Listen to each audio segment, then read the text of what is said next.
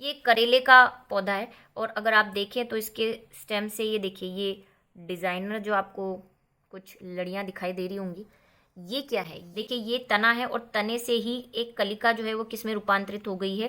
कांटों में रूपांतरित हो। हेलो बच्चों, मैं प्रिया राठौर स्वागत करती हूँ आपका आज की हमारी क्लास में। और आज हम पढ़ने वाले हैं L7 जो कि हमारा चैप्टर चल रहा है मॉर्फोलॉजी इन फ्लावरिंग प्लांट, यानी कि पुष्पीय पादपों की आकारिकी, चैप्टर 5। और चैप्टर फ्लो आपको पता ही है क्या क्या पढ़ना है, हमें इतना सब कुछ पढ़ना है, जहां हम अभी ज़्यादा लंबी जगह पे नहीं गए हैं, सिर्फ पहले या दूसरे पॉइंट पर ही अटके हुए हैं। आगे आज हम पढ़ने वाले हैं वायवीय रूपांतरण, और उसके बाद हम पढ़ेंगे तने या स्तंभ के क्या कार्य होते हैं, यानी कि हमें एक तो एरियल मॉडिफिकेशन पढ़ना है स्टेम में, और साथ में उनके फंक्शंस भी देखने हैं कि वो क्या क्या और कैसे कैसे काम करते हैं। तो लास्ट क्लास अगर आपको याद है तो हमने अभी तक मॉडिफिकेशन जो है स्टेम के वो 2 पढ़ चुके हैं। एक सब एरियल, यानी कि जो आधे हवा में और आधे जमीन पर रहते हैं, और दूसरे अंडरग्राउंड वाले यानी कि भूमिगत रूपांतरण। आज जो हमें तीसरा प्रकार पढ़ने वाले हैं जिसको हम कहते हैं एरियल मॉडिफिकेशन या वायवीय रूपांतरण। तो क्या है वायवीय रूपांतरण? तो ऑब्वियसली सीधी सी बात है, जो कि मैं पहले भी समझा चुकी हूँ। सब एरियल में क्या था? आधी चीज जो है वो हवा में थी, यानी कि जमीन से ऊपर थी, और आधी चीज जमीन में थी। भूमिगत में क्या था? सब कुछ जमीन के अंदर मॉडिफिकेशन हो रहा था तने में। यहाँ पे क्या होगा? सब कुछ हवा में हो रहा है, वायु में हो रहा है, इसीलिए फिर हम क्या कह रहे हैं? एरियल, यानी कि आपको दिखता है, विजिबल होता है, जमीन खोदने की जरूरत नहीं पड़ती है। ठीक है, चलिए तो सबसे पहला है उसमें पर्णाभ स्तंभ या पर्णाभ भी आपको लिखा हुआ मिल सकता है कई बुक्स में, जिसको हम फाइलोक्लेड कहते हैं। क्या है ये फाइलोक्लेड? जिन पादपों में तना मासल पत्ती फ्लैशी लीफ के रूप में परिवर्तित हो जाता है या परिवर्तित होकर चपटा हरा होकर पत्ती की तरह कार्य करता है। भाई कार्य भी पत्ती की तरह कर रहा है तो तना, लेकिन कैसे काम कर रहा है? पत्ती की तरह। इस तरह के रूपांतरण बने को पर्णाभ स्तंभ या फाइलोक्लेड कहते हैं। इन पौधों में पत्तियां सामान्यतः कांटों में परिवर्तित हो जाती है। प्रत्येक पर्णाभ में पर्व व पर्व संधियां पाई जाती है। प्रत्येक पर्व से पत्तियां निकलती है जो शीघ्र ही कांटों में बदल जाती है। उदाहरण देखते ही आपको याद आ जाएगा, ज्यादा कुछ याद करने की जरूरत नहीं पड़ेगी। नागफली, जिसको हम साइंटिफिक नेम ओपेंशिया है और नॉर्मल हम इंग्लिश में कैक्टस जिसको बोलते हैं, कैक्टस। ठीक है, यूफोर्बिया और कोलोलोबिया। अब ये कोलोलोबिया और यूफोर्बिया आपको याद नहीं रहेगा, आप तो नागफनी और कैक्टस याद रखो, सबसे सिंपल और बेस्ट एग्जाम्पल। क्या होता है इसमें कि जनरली हम कहते हैं कि तना जो है वो कुछ ऐसा लंबा सा होता है और हरा होता है, और उस पर क्या होती है? पर्व और पर्व संधियां होती है। ये जनरली हमारे दिमाग में जब तना या स्टेम हम वर्ड बोलते हैं तो हमारे दिमाग में ये इमेज बनती है। लेकिन यहाँ पे तना क्या कर रहा है? हमें धोखा दे रहा है। कैसे? खुद मॉडिफाइड हो चुका है, रूपांतरित हो चुका है। तना जो है इनका क्या हो जाएगा? चपटा हो जाएगा और मासल हो जाएगा, मतलब मोटा गद्दी जैसा हो जाएगा, और ऐसा लगेगा कि पत्ती है। आज तक जिनको नहीं पता हो वो तो यही समझ रहे होंगे कि जो कैक्टस होता है उसमें वो जो ग्रीन कलर का ऐसा लंबा सा चपटा सा आपको शेप दिखता है वो पत्ती है, लेकिन वो पत्ती नहीं है, वो क्या है? तना है, यानी कि स्टेम है। इस तने ने अपने आप में ऐसे रूपांतरण कर दिए हैं जिसकी वजह से एक तो ये हरा हो गया है, फ्लैशी हो गया है, और फ्लैशी होकर काम भी पत्ती की तरह कर रहा है। क्या काम करती है पत्ती? पत्ती काम करती है प्रकाश संश्लेषण करना, यानी कि फोटोसिंथेसिस करना। तो अब इसकी जो पत्तियां हैं वो तो है नहीं, क्योंकि हम ये बात कर चुके हैं कि कैक्टस में आपने जो कांटे देखे हैं जो लगे हुए रहते हैं कैक्टस में इस तरह से जगह जगह पे, ये जो कांटे हैं ना, यही इसकी पत्तियां हैं। पत्तियों ने भी अपना रूपांतरण कर दिया। जब हम पत्तियों के रूपांतरण पढ़ेंगे तब वापस इस एग्जाम्पल को पढ़ेंगे। पत्तियां क्या बन चुकी हैं? कांटे बन चुकी है। अब आप बोलेंगे क्यों बन चुकी है? तो नागफनी यानी कि कैक्टस जो है, जिसको हम नॉर्मल लैंग्वेज में कैक्टस कह लेते हैं, हालांकि नागफनी और कैक्टस दोनों अलग अलग स्पीशीज है, ठीक है, इसीलिए यहाँ पे अलग अलग लिखी हुई है। उसको ओपेंशिया कहते हैं और उसको जनरल कैक्टस कहते हैं। तो ये क्या है, रेगिस्तानी इलाकों में ज्यादा पाए जाते हैं या ऐसी जगहों पे उगते हैं जहाँ पे पानी नहीं मिलता। अगर आप देखेंगे पहाड़ों पे भी आपको कैक्टस या नागफनी दिख जाएगा। क्यों? वहां तो कोई पानी वानी है नहीं और पहाड़ों पे मिट्टी भी कम होती है। लेकिन क्योंकि ये एक मरुद्भिद पादप है यानी कि जीरोफिटिक प्लांट है, और जीरोफिटिक प्लांट की ये खासियत होती है कि ये कम पानी में रहते हैं, जहाँ पे कम पानी हो वहां पे भी रह जाते हैं। और रेगिस्तान में जहाँ पे दिन भर धूप पड़ती रहती है, पहले तो पानी की कमी, जड़ों को तो पानी मिल नहीं रहा है, अंदर जमीन में जा जाके ये पानी अवशोषित करके ला रहे हैं। ऊपर से लाइट गिर रही है यानी कि प्रकाश जो है वो इनके ऊपर गिर रहा है और उससे वाष्पोत्सर्जन हो रहा है यानी कि ट्रांसपिरेशन हो रहा है। अब ऐसा होने से तो क्या होगा, एक तो पानी की कमी और पानी उड़ भी रहा है, वो कहावत सुनिए, कंगाली में आटा गीला, वैसी सिचुएशन हो जाएगी इनकी। तो इस सिचुएशन से बचने के लिए क्या करते हैं, पत्तियों को ही मॉडिफाइड कर देते हैं। क्योंकि जनरली आपने पढ़ा होगा कि पत्तियों में क्या होते हैं, रंध्र होते हैं, स्टोमेटा होते हैं, और इसी स्टोमेटा से तो पानी उड़ के जाता है, वाष्पोत्सर्जन होता है। तो इन्होंने सोचा अगर मैं पत्ती को ही गायब कर दूं तो वाष्पोत्सर्जन की टेंशन खत्म, पानी अपने पास रहेगा। तो ये क्या करते हैं, पत्ती को कांटे बना देते हैं। और दूसरा, पत्तियों को कांटे बनाने से इनको जो आसपास के एनिमल जो इनको खाने वाले हैं, हालांकि नागफनी को बहुत कम जो है जानवर खाते हैं, लेकिन फिर भी अपने दुश्मनों से भी इसकी क्या हो जाती है, रक्षा, क्योंकि कांटे हैं तो कोई खाएगा नहीं। ठीक है, तो एक तो ये। दूसरा, तने की अगर हम बात करें तो अब पत्ती को तो इसने गायब कर दिया, अब फोटोसिंथेसिस कौन करेगा, समस्या खड़ी हो गई उसके सामने। तो उसने कहा कि ठीक है, ये काम मैं तने को दे देता हूँ। तने ने क्या किया, अपने आप को फुला लिया, मोटा कप्पा हो गया, फ्लैशी सा, और बहुत सारा क्लोरोफिल अपने अंदर बना लिया, और क्या करने लग गया, फोटोसिंथेसिस करने लग गया। इसीलिए इसका तना जो है वो कैसा है, मासल है, चपटा है यानी कि फ्लैशी है, फ्लैट है, ग्रीन कलर का है और फोटोसिंथेसिस करता है। और पत्तियां क्या हो चुकी है, कांटों में रूपांतरित हो चुकी है। अब आप बोलेंगे कैसे पता कि ये तना है, तो जैसे हमने आलू में बताया था, आलू में क्या बोला था हमने कि वो जो ट्यूबर्स होती हैं, जो आंखें होती है आलू की, वो क्या होती है, उसकी पर्व व पर्व संधियां होती है। तो यहाँ पे भी ये जो पत्तियां लग रही है ना जहां जहां पे, वो क्या है, इसकी पर्व संधियां है। और हमने जब इसका डिसेक्शन करके देखा तो इसका स्ट्रक्चर जो है यानी अंदर की जो संरचना है वो भी तने के समान दिखी। अब आप बोलेंगे तने की संरचना कैसी होती है, तो आगे वाले चैप्टर में तना भी काटना है और जड़ें भी काटनी है, सबको काट काट के दिखाएंगे कि कैसे दिखते हैं। ठीक है, तो बहुत सारी चीजें हैं जो हम डिसाइड करने में लगाते हैं कि ये तना है या पत्ती है या जड़ है। आंतरिक संरचना देखते हैं, पर्व पर्व संधियां देखते हैं। ठीक है, तो ये इन सारी चीजों से पता चला कि ये तो तना है और ये जो कांटे हैं वो क्या है, पत्तियां। तो इसे बोलते हैं फाइलोक्लेड यानी कि पर्णाभ स्तंभ या पर्णास्तंभ। ठीक है, उदाहरण आप 2 ही याद कर लेंगे तो बहुत है आपके लिए। ये देखिए कैक्टस का फोटो, हालांकि दिखाने की जरूरत नहीं थी, सभी ने कैक्टस देखा होगा। ये देखो इसका तना कैसा हो चुका है, फ्लैट, और बड़े बड़े जो ये लंबे लंबे कांटे दिख रहे हैं ये क्या है, इसकी पत्तियां। नेक्स्ट हम देखते हैं पर्णाभ पर्व। ठीक है, जिसको क्लेडोट कहते हैं इंग्लिश में। इसमें कक्षस्थ कलिका के स्थान पर निश्चित वृद्धि वाली हरी पत्ती के समान रचना पाई जाती है। वह इसमें शाखा केवल एक पर्व की तरह रह जाती है, पत्ती शल्क पत्र के समान होती है। अभी ड्रॉ करके समझाऊंगी तब समझ में आएगा। उदाहरण क्या है इसका, एस्पैरागस, जो खाया भी जाता है। ठीक है, बहुत सारे लोग जो हैं इसको सैलेड की फॉर्म में खाते हैं। हम भारतीय तो कम खाते हैं, हम ज़्यादा चटोरे हैं इसलिए नहीं खाते।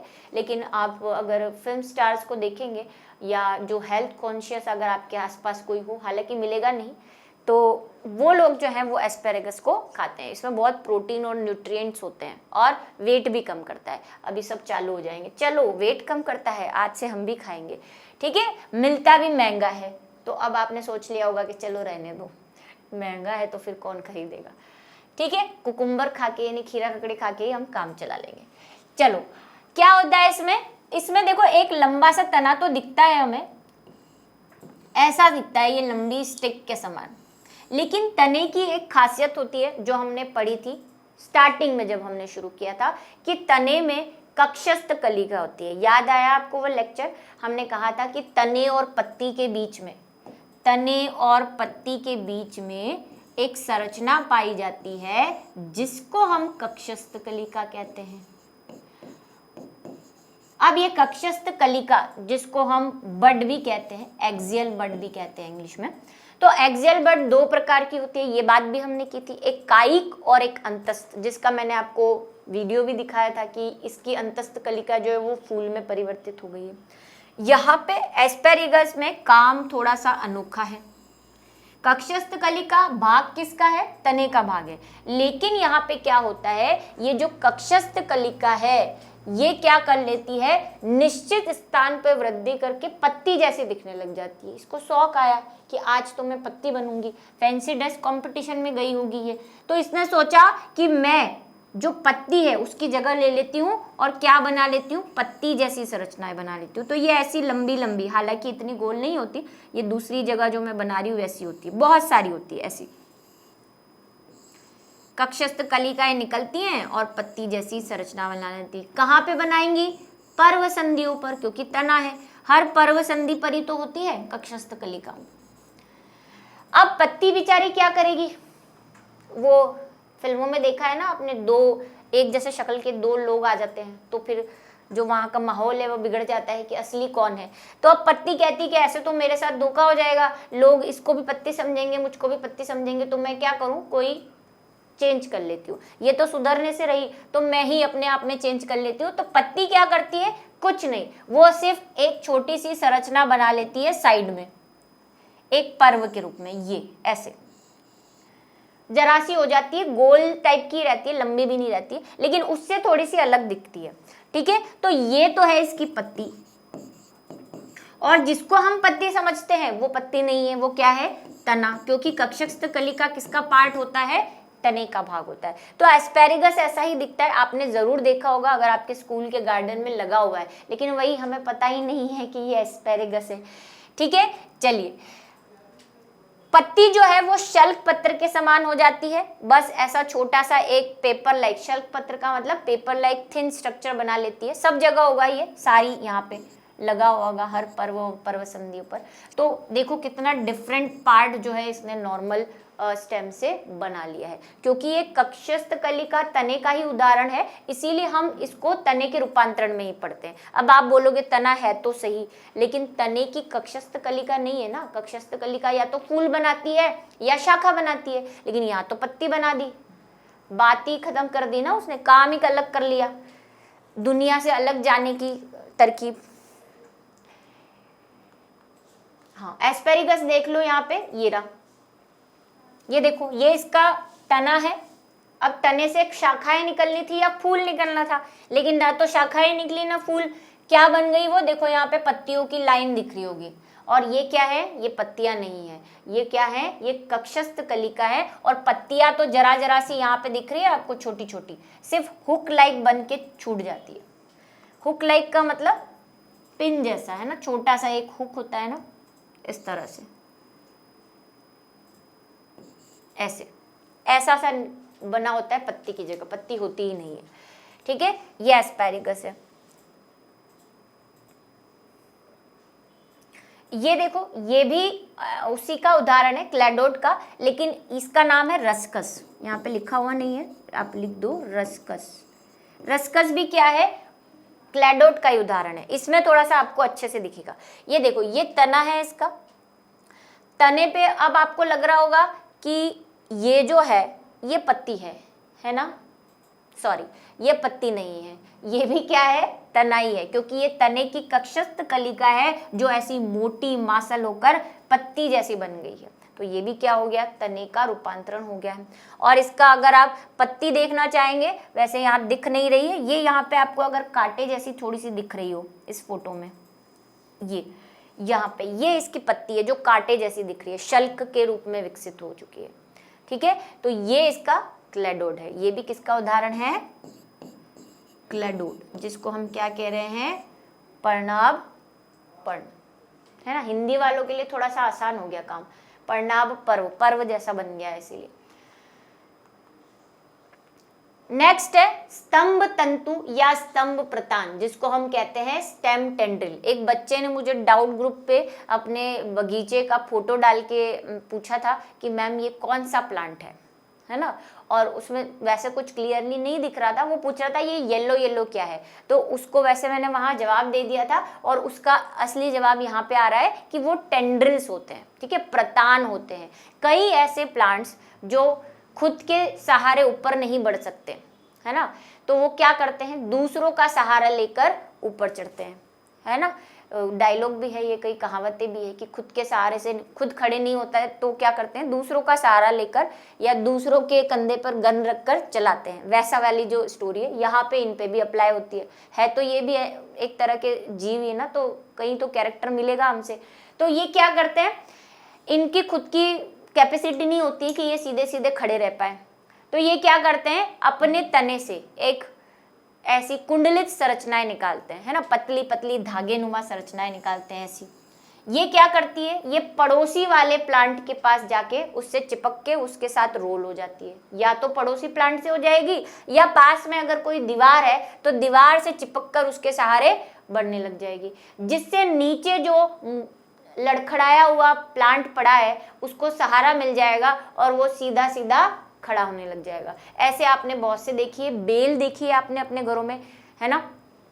मनी प्लांट में इसका उदाहरण नहीं बोलूंगी क्योंकि मनी प्लांट में रूट्स सहारा देती है, स्टेम से वो नहीं निकलती। जो निकलती है ना, आपको लग रहा है कि जो सहारा लेकर ऊपर चढ़ रहा है वो उसकी रूट्स होती है, रूट्स मॉडिफिकेशन में पढ़ते हैं हम उनको, उसका स्टेम नहीं बनाता प्रतान। ये आपको दिखेगा करेला है, अंगूर है, इनमें आपको दिखेगा कि वो सहारे सहारे से ऐसी कुंडलित संरचनाएं, पतली पतली धागे नुमा संरचनाएं निकलती है, जो क्या करती है, जो भी उसको सहारा मिलता है उस पर लिपट जाती है और खड़े हो जाती है, ठीक है। करेला, अंगूर, इनमें आपने देखी होगी। पतली लंबी धागे के समान संरचनाएं प्रतान या टेंड्रिल्स कहलाती हैं। तने के रूपांतरण से बनने वाले प्रतान स्तंभ प्रतान कहलाते हैं। क्यों? क्योंकि अभी है ना, हम आगे पढ़ेंगे तो कई जगह पत्तियां भी प्रतान में बदलती है, टेंड्रिल्स में बदलती है, तो ये स्तंभ प्रतान है क्योंकि ये स्टेम का हिस्सा है। इस पर पर्व व पर्व संधियां हो सकती हैं, मुख्यतः कक्षस्थ कलिका से व कभी कभी अग्रस्त कलिका से भी ये बन जाती है, ठीक है। कक्षस्थ कलिका और अग्रस्त कलिका की बात हम कर चुके हैं। अग्रस्त कलिका को ही अंतस्थ कलिका भी कहते हैं, ठीक। क्या होगा यहाँ पे, उदाहरण क्या है इसके, यहाँ पे अंगूर लिखा हुआ है और झुमकलता लिखा हुआ है। अब आपको झुमकलता याद नहीं होगा, आप करेला याद रख लो, ठीक है। करेले का अगर आपने पेड़ देखा हो, ट्री देखा हो, ट्री भी क्या बेल है, प्लांट देखा हो अगर आपने, तो जैसे ये करेला है, इसका स्टेम है, इसके स्टेम पे यहाँ पे पत्ती है, करेले की पत्ती अगर देखी हो आपने तो कुछ ऐसी होती है। इसके यहाँ से कक्षस्थ कलिका से, कक्षस्थ कलिका तो बार बार बता रही हूँ, पत्ती और तने के बीच में एक संरचना निकलती है, एक बड निकलती है, उसको कक्षस्थ कलिका कहते हैं। और अगर टॉप पे निकलती है तो उसको अंतस्थ कलिका या अग्रस्थ कलिका कहते हैं। तो इसकी जो कक्षस्थ कलिका है ना, ये क्या करती है, ऐसे ऐसे धागे बना लेती है कुंडलित, हर जगह से, जहाँ पे भी पर्व व पर्व संध्या है वहां से यहाँ पे पत्ती होगी और पास में लिपट कर सहारा लेकर बढ़ने लग जाती है। तो इसे क्या कहते हैं, प्रतान या टेंड्रिल्स। और क्योंकि ये स्तंभ से बने हुए हैं इसलिए इनको स्तंभ या स्टेम टेंड्रिल्स कहते हैं, ठीक है। कई बार जो है स्टेम कांटों में भी रूपांतरित होता है, अभी आने वाला है। नेक्स्ट है स्टेम थॉर। क्या है, वही कांटों को क्या कह देते हैं हम, कंटक कह देते हैं शुद्ध हिंदी में।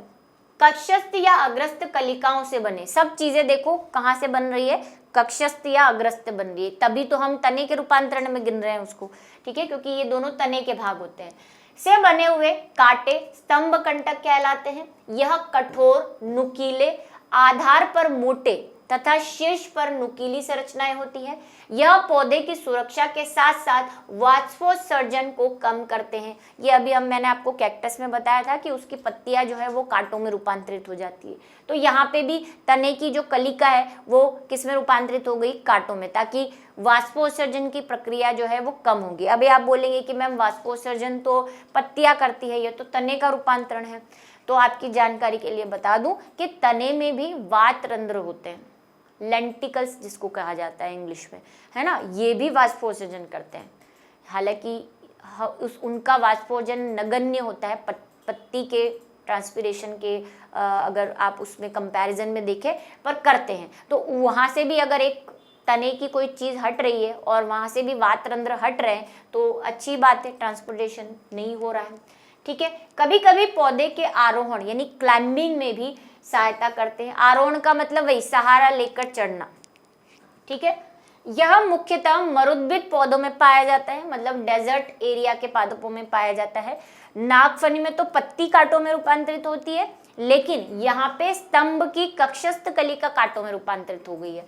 जैसे वही सेम कहानी, ये स्टेम है, स्टेम की पर्व संधि है, ये पर्व है, यहाँ पे पत्ती लगी हुई है।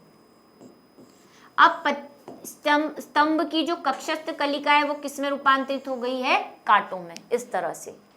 तो इसको क्या बोल देंगे, स्तंभ कंटक या स्टेम थॉर, ठीक है।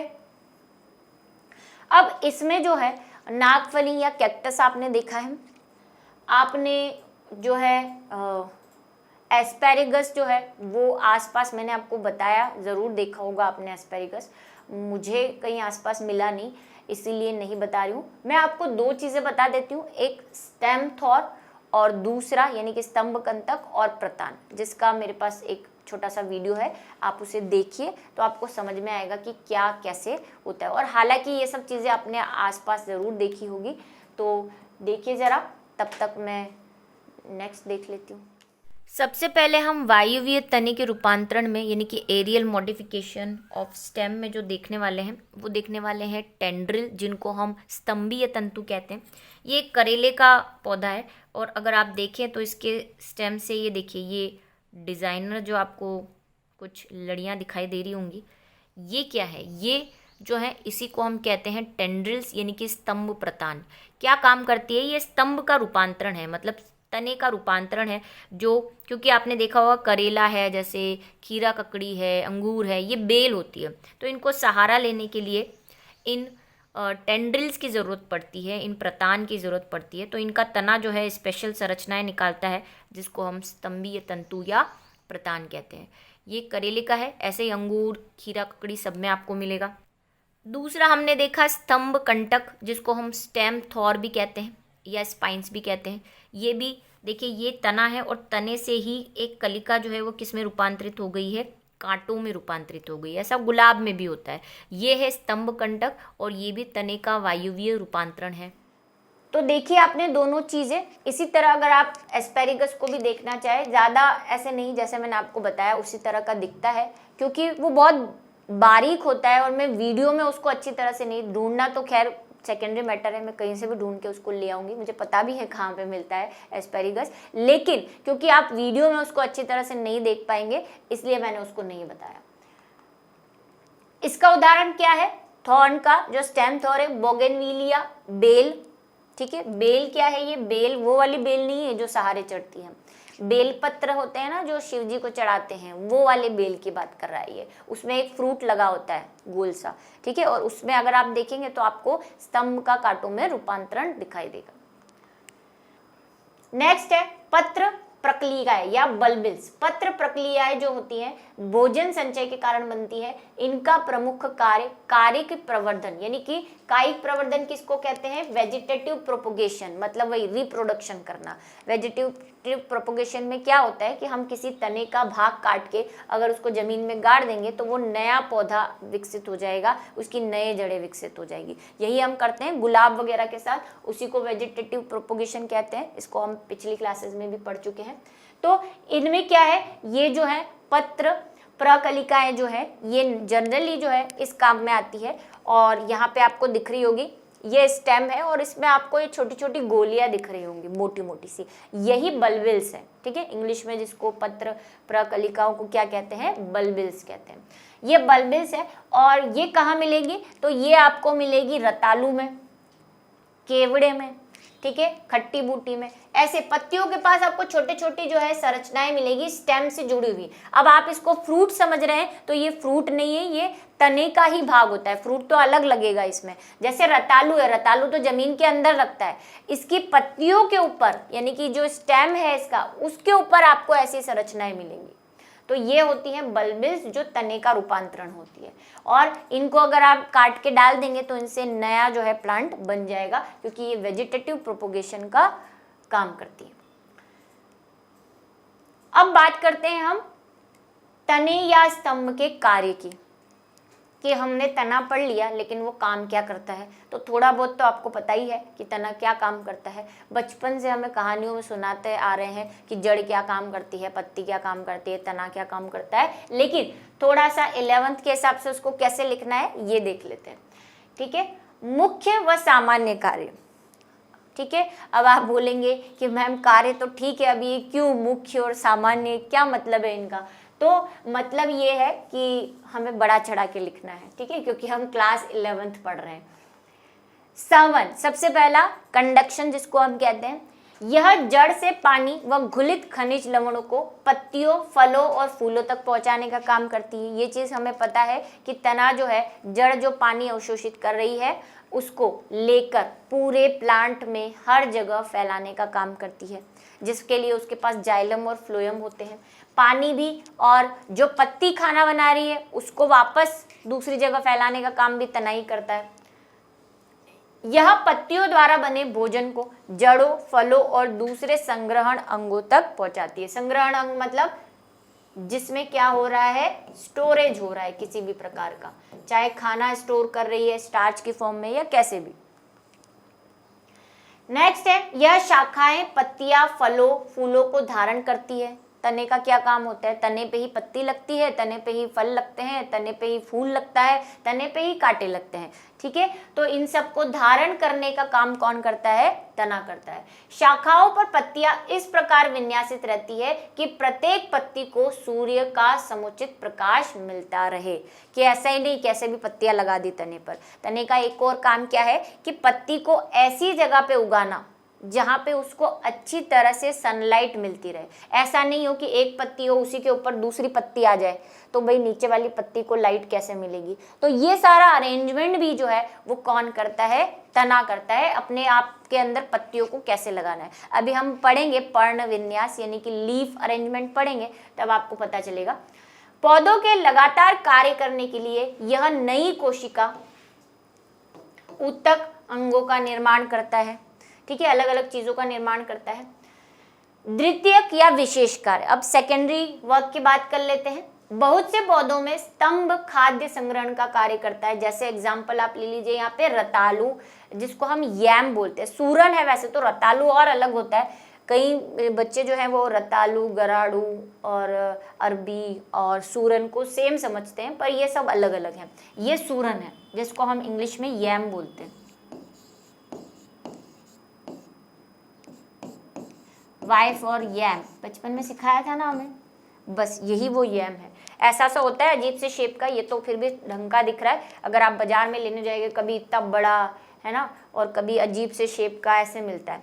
ठीक है, तो बहुत से पौधे जो हैं वो क्या करते हैं, उनमें तना जो है वो खाद्य संचय करके क्या हो जाता है, मोटा हो जाता है। जैसा कि ये दोनों दिख रहे हैं आसपास। आलू तने का है, ये हम देख चुके हैं, रूपांतरण में पढ़ा है हमने कि आलू एक तना है जो खाद्य संचय के कारण कैसा हो चुका है, मोटा हो चुका है। उसके बाद है सूरन, रतालू, ये सब। जमीन कंद, ये जमीन कंद यैम को ही कहते हैं। अदरक हमने देखा, वो भी एक क्या था, तना था। बहुत से पौधे में स्तंभ खाद्य व जल का संग्रहण करता है। ठीक है, कई जगहों पे जहाँ पे पत्तियां कांटों में रूपांतरित हो चुकी है, जैसे कि नागफनी, वहां पे तने ने क्या काम किया, प्रकाश संश्लेषण भी किया, प्लस जो जड़ें जल अवशोषित कर रही है वो भी उसी के अंदर रहेगा। कांटे की तो जो पत्तियां कांटे बन चुकी है उनकी तो क्या ही औकात, क्या ही वो जल अवशोषित करेंगी और संग्रहण करेंगी। उदाहरण नागफनी कैक्टस, जैसा कि मैंने आपको बताया था कि इनकी तो पत्तियां रहती नहीं है, तो तना ही जो है वो सारा भारंभार संभालता है। स्तंभ में प्रतान रूपांतरण पौधे के आरोहण में सहायता करता है। बहुत से पौधे में स्तंभवर्धी प्रजनन में सहायता प्रदान करता है। ठीक है। कई में प्रतान, जो अभी हमने टेंड्रिल्स देखे, वो जो रूपांतरण है वो सहारा प्रदान कर रहा है, मतलब उसको खड़ा रहने के लिए क्या कर रहा है, टेंड्रिल सहारा ले रहा है। प्लस कुछ में क्या होता है, स्तंभ वर्धी प्रजनन भी करते हैं, वही वेजिटेटिव प्रोपोगेशन, जैसा कि हम गुलाब वगैरह में देखते हैं कि अगर आप किसी तने का कोई पार्ट काट के उसको गमले में डाल दो तो उससे नई पत्तियां और जड़ें विकसित हो जाती है। इसी को हम क्या कहते हैं, वर्धी प्रजनन या वेजिटेटिव प्रोपोगेशन। जैसे घास है, स्ट्रॉबेरी है, इकोनिया है। इकोनिया मैंने आपको जलकुंभी का नाम बताया था कि इसको आइकोनिया भी कहते हैं और इकोनिया भी कहते हैं। आलू है, इन सबको हम ऐसे बोल सकते हैं। मरुस्थलीय पौधों में स्तंभ कंटक में रूपांतरित हो जाते हैं, जो वाष्पोत्सर्जन कम करने तथा पौधों को सुरक्षा प्रदान करते हैं। ये बात भी हम कर चुके हैं कि इनमें जो स्तंभ कंटक है, कई में तना भी क्या होता है, कंटक बना लेता है, जैसे कि अभी हमने देखा स्तंभ कंटक, वो क्यों, वाष्पोत्सर्जन को कम करने के लिए। वहां पे वैसे हमने उसका यूज देख लिया था। स्तंभ के पर्णाभ स्तंभ व पर्णाभ पर्व, यानी कि फाइलेक्लोइड, जिसका एग्जाम्पल हमने नागफनी देखा, और क्लेकोइड, जिसका एग्जाम्पल हमने एस्पेरिगस देखा। रूपांतरण प्रकाश संश्लेषण का कार्य करता है। नागफनी में तो करता ही है, कैक्टस में हमने कहा तना रूपांतरित होके प्रकाश संश्लेषण करता है, और यहाँ पे एस्पेरिगस में भी क्या करता है, पत्तियों जैसा हो गया है जो, है ना, एस्पेरिगस में वो भी क्या कर रहा है, प्रकाश संश्लेषण में मदद कर रहा है, क्योंकि उसकी पत्तियां तो शल्क जैसी हो गई है और तना जो है वो कुछ ऐसा हो गया है, पत्तियों जैसा। जिन पौधों में तना फूल में रूपांतरित हो जाता है तो यह लैंगिक प्रजनन का कार्य करता है, होता है ऐसा। वही मैंने अभी आपसे कहा ना कि दो प्रकार की कलिकाएं होती हैं, एक तो कक्षस्थ कलिका जो पत्ती और तने के बीच में होती है, एक होती है अंतस्थ कलिका या अग्रस्थ कलिका। अगर ये फूल में रूपांतरित हो गई, ये दो तरह से रूपांतरित हो सकती है ना, ये बात हमने कही है। वही वीडियो में मैंने आपको बताया था कि इसकी अंतस्थ कलिका जो है वो पुष्प में रूपांतरित हो गई। तो अगर पुष्प में रूपांतरित हो गई है तो तने का भाग ना अग्रस्थ कलिका, तो वो फिर किस में काम में आएगा, लैंगिक जनन में काम में आएगा, ठीक है, सेक्सुअल रिप्रोडक्शन में। तो इसी के साथ आज का जो हमारा लेक्चर है वो यहीं पे ख़त्म होता है। ज़्यादा बड़ा टॉपिक नहीं था, छोटा सा टॉपिक था, लेकिन अब क्योंकि नया टॉपिक स्टार्ट होगा जो इसके साथ नहीं लिया जा सकता, इसीलिए थोड़ा सा छोटा टॉपिक है और आपको पढ़ने में भी थोड़ा इजी लगेगा। तो आई होप आपको समझ में आया होगा। तो इसे पढ़िए, खुश रहिए, मस्त रहिए और सुनते रहिए बायो की कहानी।